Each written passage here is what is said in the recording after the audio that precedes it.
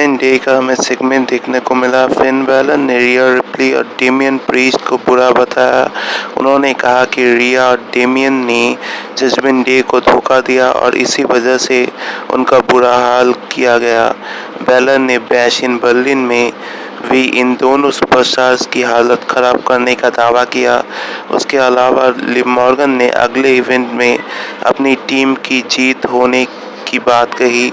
वहीं Dominik Mysterio ने कहा कि लिव ने उन्हें उनके पिता को हराने में मदद करने समेत कुछ ऐसी चीज़ों की जो रिया रिप्ली ने उनके लिए कभी नहीं की। डोमिनिक ने आईसी चैंपियनशिप टूर्नामेंट में हिस्सा लेने का ऐलान करके उसे जीतने का दावा किया। जल्द ही रे मिस्टीरियो वह एलडब्ल्यू के साथ आ गए। रे ने कहा कि डोमिनिक मिस्टीरियो जब तक रिया रिप्ली के साथ थे तब तक वो ठीक थे और उन्होंने अपने बेटे को सबक सिखाने की बात कही। दिग्गज ने आगे कहा कि डोमिनिक लिव मॉर्गन के साथ आने के बाद और भी बेवकूफ़ हो गए हैं। रे मिस्टीरियो ने डोमिनिक मिस्टीरियो को उन पर हमला करने के लिए ललकारा और जल्द ही दोनों फैक्शंस के बीच ब्रॉल देखने को मिला। इसके बाद जजमेंट डे वर्सेस एलडब्ल्यू का 8 मैन टैग टीम मैच हमें देखने को मिलता है, जहां पे अंत में रे ने डोमिनिक को 619 मूव दिया और वो अपनी टीम को जीत दिलाने के करीब थे।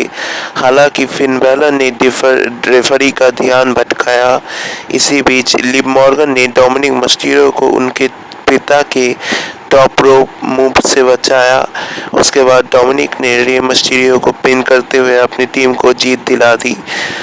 मुकाबले के बाद जजमेंट डे ने एलडब्ल्यू पर अटैक कर दिया। जल्दी रिया रिप्ली और डेमियन प्रीस्ट ने आकर हील फैक्शन पर जबरदस्त हमला की, उनकी हालत खराब की, लेकिन लिव मॉर्गन, फिन बैलर और डोमिनिक मिस्टीरियो उनसे बचने में कामयाब रहे। ड्रू मैकिंटायर ने प्रोमो देकर सीएम पंक पर तेज कसते हुए दिखाई दिए और उन्होंने दावा किया कि पंक उनसे डरते हैं। ड्रू ने इस चीज़ का जिक्र किया कि कैसे समरस्लैम के बाद से ही सीएम पंक ने उन पर पीछे से हमला कर रहे हैं। उसके बाद मैकिंटायर ने स्ट्रैप मैच का जिक्र करके उनकी हालत खराब करने की धमकी दी और दावा किया कि फैंस जितनी बार दिग्गज का नाम लेंगे वो उतनी बार उनकी हालत खराब करेंगे। सीएम पंक ने आकर ड्रू मैकिंटायर पर स्ट्रैप से हमला कर दिया और वो ब्रेसलेट हासिल करने की कोशिश करने लगे। जल्द ही ड्रू ने फाइट बैक करते हुए पंक की स्टील स्टेप्स और कमेंट्री टेबल से टक्कर कराई। उसके बाद सीएम ने मैकिंटायर को कमेंट्री टेबल पर पटका और उन पर स्टैप से हमला करने लगे। सिक्योरिटी ब्रॉल को रोकने की कोशिश करने लगी और ड्रू मैकिंटायर क्राउड के बीच से वहां से भाग गए। वही पंक सिक्योरिटी पर हमला करके उन्हें रिंग से बाहर करते हुए दिखाई दिए। के बाद Jey Uso versus Karrion Kross versus Kofi Kingston का IC championship number 1 contender tournament triple threat match देखने को मिला, जहां पे जे उसो ने हैंडिंग मूव्स पे स्पीयर हिट किया कैरियन क्रॉस को और स्प्लैश लगाकर पिन करते हुए इस मैच में जीत हासिल की। रैंडी ने उनके द्वारा जीते गए टाइटल्स में वर्ल्ड हेवीवेट चैंपियनशिप को सबसे पसंदीदा बताया। उन्होंने याद दिलाया कि वो वर्ल्ड हेवीवेट चैंपियनशिप को जीतकर ही सबसे कम उम्र के वर्ल्ड चैंपियन बने थे। ऑर्टन ने 10 साल पहले 2 वर्ल्ड चैंपियनशिप को यूनिफाई करने की भी बात याद दिलाई।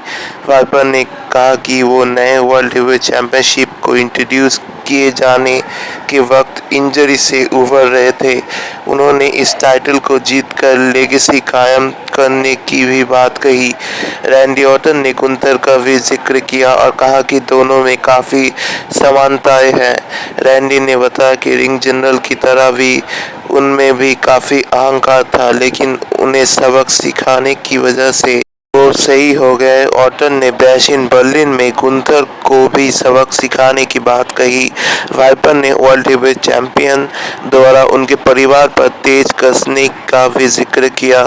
एपिक फ्रीडन ने अंत में कहा कि वो बैश इन बर्लिन में अपने अंदर के शैतान की तरह गुंथर को हराकर 15वीं बार वर्ल्ड चैंपियन बनेंगे।